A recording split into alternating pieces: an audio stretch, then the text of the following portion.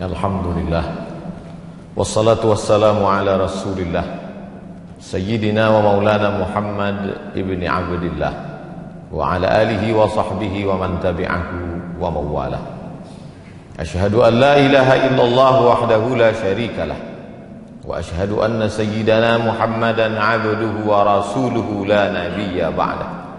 Allahumma salli ala sayyidina Muhammadin an-nabiyil ummi wa ala alihi wa sahbihi wa barik wa sallim. Qala Allah ta'ala fil Qur'anil 'azim wa huwa asdaqul qa'ilin. A'udzu billahi minasy syaithanir rajim. Ya ayyuhalladzina amanu taqullaha haqqa tuqatih wa la tamutunna illa wa antum muslimun. Wa qala ta'ala fi ayatin ukhra. Ya ayyuhalladzina amanu taqullaha wa qulu qawlan sadida yuslih lakum a'malakum wa yaghfir lakum dhunubakum wa man yuti'illaha wa rasulahu faqad faza fawzan 'azima. Ibadallah, usikum wa nafsi bi taqwallah faqad fazal muttaqun. Hadirin jamaah Jumat yang dimuliakan Allah Subhanahu wa taala. Ada kitab judulnya Ar-Risalah Al-Qushairiyah. Nama penulisnya Imam Abul Qasim Abdul Karim Ibnu Hawazin Al-Qushairi, meninggal di awal abad ke-5 Hijrah, 1000 tahun yang lalu lebih kurang. Di situ dia bercerita tentang seorang laki-laki yang soleh. Soleh artinya baik, baik cakapnya, baik akidahnya, baik akhlaknya, baik tutur kata, santun budi pekertinya.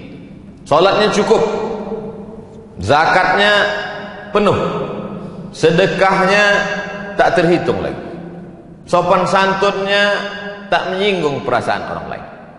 Tapi ternyata setelah dia mati, meninggal dunia, hisabnya lama sekali. Dilihatlah buku catatannya, apalah agaknya yang membuat hisab ini begitu lama? Adakah dia membunuh orang? Tak ada. Pernahkah dia menyakiti hati orang? Tidak. Karena santun, tersenyum. Ternyata pada suatu malam dia pergi kenduri undangan. Dalam kenduri itu disuguhkanlah makanan daging kambing. Ketika dimakan kambing itu, ada 1, 2, 3 ruas dikunyah, tersangkut di giginya, ditarik-tarik dengan lidah, tak juga mau ikut tertelan. Mengganggu terasa di mulut. Sampai di tengah jalan tak sabar untuk sampai ke rumah.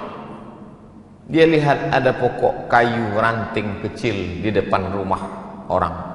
Lalu dia petik ranting itu, dia congkelkan ke daging yang menyangkut di celah gigi. Maka lepaslah beban yang dari tadi mengganggu pikiran, hati dan lidahnya. Setelah itu dia pulang tanpa beban. Ternyata yang membuat hisab itu lama di hadapan Allah Subhanahu wa taala bukan karena tidak bersedekah, bukan karena tak salat, bukan karena tak puasa, tapi ternyata satu ranting yang terambil tanpa izin yang punya pun membuat hisab itu lama. Ketika membaca kisah ini, lama saya terduduk dan termenung. Tak pernah saya terpikir memikirkan nasib orang lain, tapi yang terpikir bagaimana agaknya nasib saya, nasib khatib, nasib pribadi di hadapan Allah Subhanahu wa taala. Sudah berapa ranting kayu orang yang tertarik oleh tangan kita dan kita tidak merasa itu berdosa. Agaknya itulah pesan dari sahabat Nabi kepada tabi'in. Sahabat yang hidup dengan Nabi, tabi'in orang setelah sahabat Nabi. Apa kata mereka? Beda kami dengan kamu adalah kami orang yang hidup bersama Nabi Sallallahu Alaihi Wasallam. Salat kami sama dengan kamu, puasa kami sama dengan puasa kamu, sedekah kami sama dengan sedekah kamu, Al-Quran kami sama dengan Al-Quran kamu. Bedanya kami melihat dosa sebesar ujung rambut itu sangat besar, dan kalian menganggap dosa kecil itu remeh-temeh saja. Oleh sebab itu hari Jumat bulan baik, agung dan mulia, bulan peningkatan, bulan Syawal, bulan setelah Ramadan, yang diagungkan, dimuliakan Allah Subhanahu wa taala. Diberikan pula kita kesempatan hidup pada hari Sayyidul Ayyam. Merenunglah kita sejenak. Jangan-jangan 1, 2, 3 ranting itu membuat kita begitu lama hisab di hadapan Allah Subhanahu wa taala. Bagi yang pernah menganiaya orang, minta maaf. Minal aidin wal faizin, mohon maaf zahir dan batin. Bagi yang pernah termakan, minta izin, mudah-mudahan dihalalkannya, tersambung silaturahim. Apakah Nabi Muhammad sallallahu alaihi wasallam, pemimpin segala nabi dan rasul, sayyidul kaun, seluruh makhluk di atas muka bumi, malaikat-malaikat di langit, pemimpinnya adalah Muhammad sallallahu alaihi wasallam. Apakah lepas dia dari sangkutan-sangkutan ranting ini? Hari Rabu Nabi naik ke atas mimbar. Hari Senin beliau meninggal. 5 hari sebelum meninggal, Khamis, Jumat, Sabtu, Ahad, Senin. Hari Rabu beliau naik ke atas mimbar. Man kuntu jalattu lahu zahran, siapa yang pundaknya pernah tercambuk olehku. Saat aku menyambuk kuda, lalu ada orang bersembunyi di balik kuda itu, ujung cambuk terkena pundaknya. Hadza zahri, ini pundak Muhammad. Silakan balas. Silakan balas sahabat. Daripada aku mencari kalian nanti di padang mahsyar di akhirat, lebih baiklah kalian balas sekarang. Man kuntu syatamtu lahu irdan, kata-kataku kasar, menyinggung perasaan, sakit hatinya, dia tak membalas, segan karena aku nabi, maka inilah masanya. Hadza irdi, ini harga diri Muhammad, balaslah. Nabi sedang menunjukkan bahwa dia pun tetap meminta maaf atas apa yang pernah dia lakukan, baik yang zahir, pundak tercambuk, maupun batin, hati yang tersinggung.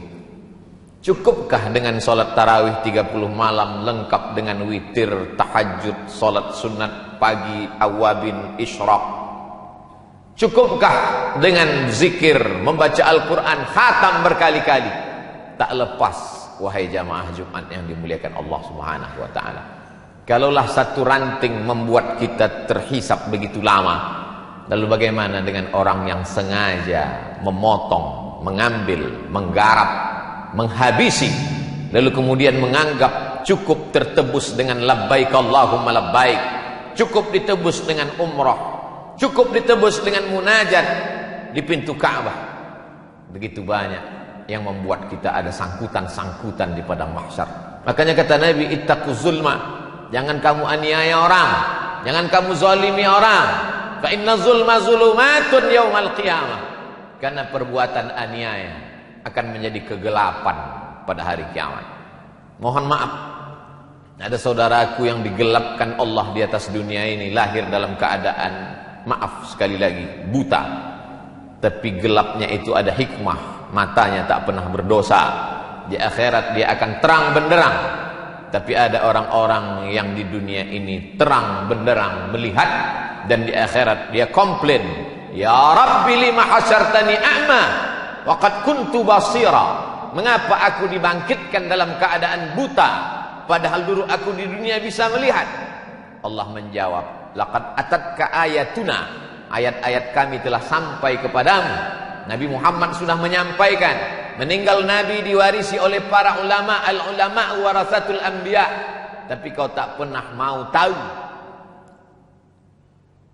Atatka ayatuna fanasitaha, ayat-ayat kami sudah kami turunkan tapi kau lupa. Fakadzalikal yauma tunsa, orang yang lupa maka hukumannya dilupakan. Jangan pernah lupa dengan security kita, cleaning service, office boy, tukang cuci, tukang kebun kita. Mereka orang-orang yang kita remeh-temehkan, kita rendahkan. Berapa tetes peluh keringatnya kita telan, mereka hanya tersenyum saja.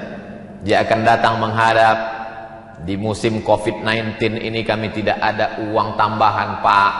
Anak kami juga perlu bayar uang sekolah. Karena wabah tetap ada, sekolah libur, tapi uang sekolah tidak libur.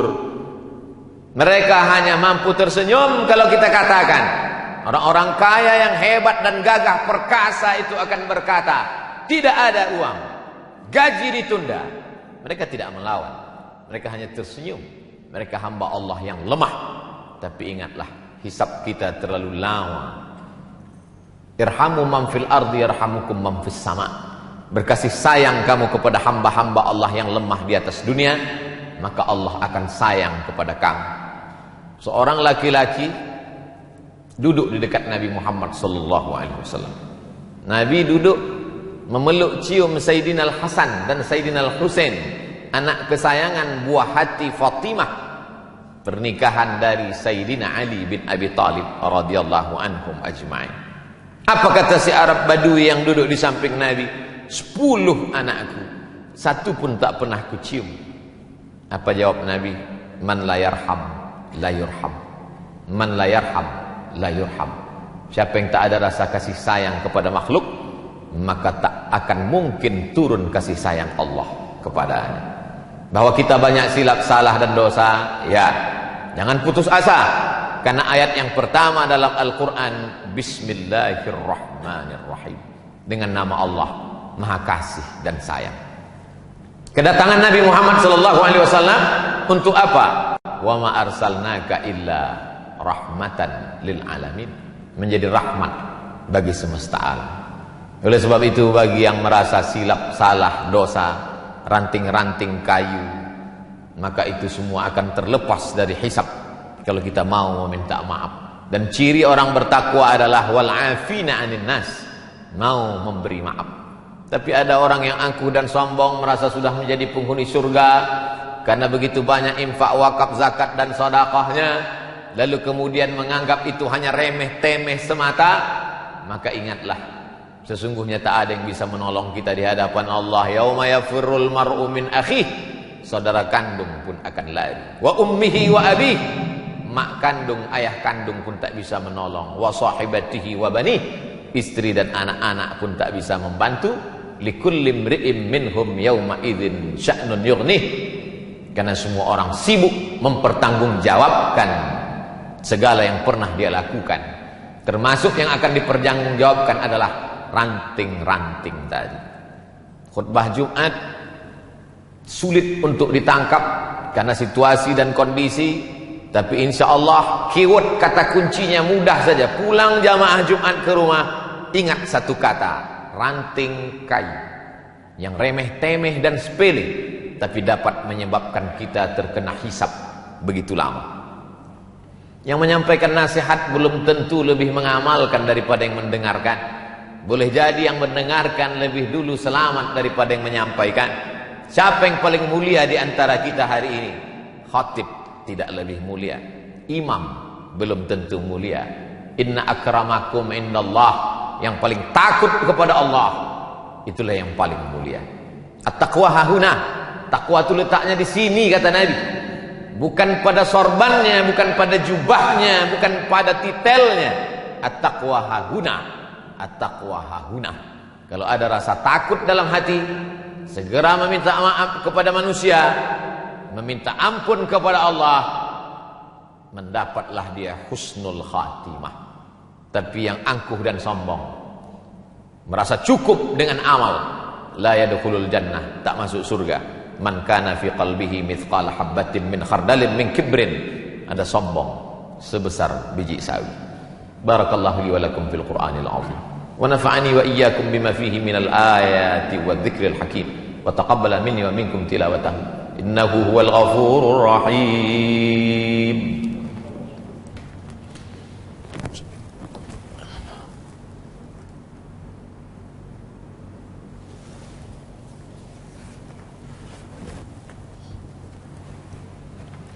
Alhamdulillahilladzi bi ni'matihi tatimmus shalihat. Wassalatu wassalamu ala sayyidis sadat wa ala alihi wa ashabihi ahli al-fadaili wal karamat. Asyhadu an la ilaha illallah wahdahu la syarikalah وأشهد أن سيدنا محمدا عبده ورسوله وصفيه من خلقه وخليله أدى الأمانة وبلغ الرسالة ونصح للأمة وتركنا على المحجة البيضاء ليلها كنهارها لا يزيغ عنها إلا هالك. قال الله تعالى في القرآن العظيم وهو أصدق القائلين: أعوذ بالله من الشيطان الرجيم بسم الله الرحمن الرحيم والعصر إن الإنسان لفي خسر إلا الذين آمنوا وعملوا الصالحات وتواصوا بالحق وتواصوا بالصبر. وقال تعالى في آية أخرى: إن الله وملائكته يصلون على النبي يا أيها الذين آمنوا صلوا عليه وسلموا تسليما. اللهم صل على سيدنا محمد وعلى آل سيدنا محمد. اللهم اغفر للمسلمين والمسلمات والمؤمنين والمؤمنات الأحياء منهم والأموات برحمتك يا أرحم الراحمين. اللهم أعز الإسلام والمسلمين واخذل الكفرة والمشركين ودمر أعداءك أعداء الدين. اللهم دفع عنا الغلاء والوباء والفحشاء والربا والزنا والمنكر ما ظهر منها وما بطن من بلدنا هذا خاصة ومن بلدان المسلمين عامة. اللهم انصر إخواننا المجاهدين المستضعفين في فلسطين وفي روهينيا وفي كل مكان ومن مشارق الأرض إلى مغاربها. عباد الله، أوصيكم ونفسي بتقوى الله وطاعته فقد فاز المتقون. إن الله يأمر بالعدل والإحسان وإيتاء ذي القربى وينهى عن الفحشاء والمنكر والبغي يعظكم لعلكم تذكرون. فاذكروا الله العظيم يذكركم واسألوه من فضله يعطكم ولذكر الله أكبر والله يعلم ما تصنعون. أقم الصلاة.